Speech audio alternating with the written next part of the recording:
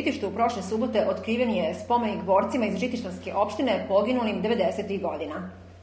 U prisustvu najbliže rodbine, brojnih građana, kao i članova Udruženja ratnih i mirnodopskih invalida 90. spomenik je otkrio predsjednik opštine Zoran Kasalović, istakavši tom prilikom.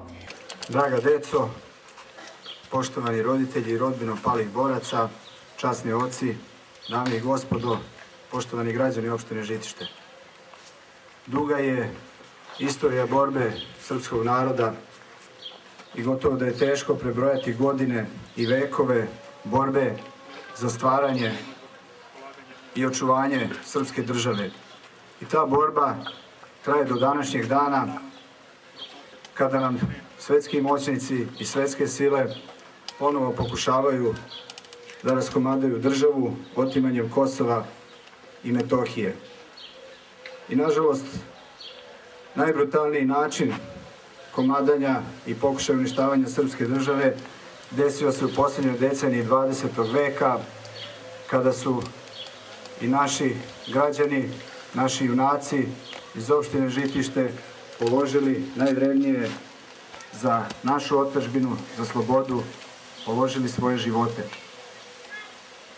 I mi upravo u njihovu čast izgradismo ovo spomen obeležje i to na današnji dan koji je stanovnicima ove planete običan dan, ali srpskom narodu i svim građanima koji žive u Srbiji Vidovdan je dan, simbol časti, simbol požrtvovanja, dan kada se sećamo naših velikih vitezova.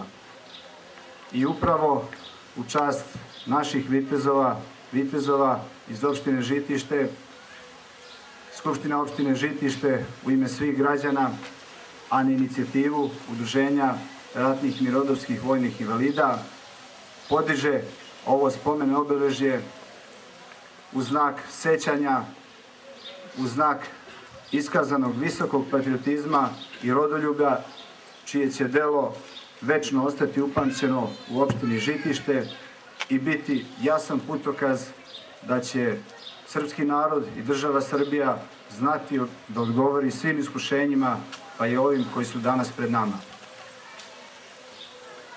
Ja se zahvaljujem i kompaniji Istel, koja je izvela radove na izgradnji ovog spomen obeležja. Zahvaljujem se svim onima koji su učestvovali i doprineli da na današnji dan otvorimo ovo spomen obeležje, a našim vitezovima, našim junacima neka je večna slava i hvala. Predsjednik udruženja Dragoslav Savić zahvalio se svim dobrotvorima koji su pomogli da se ovaj spomenik podigne.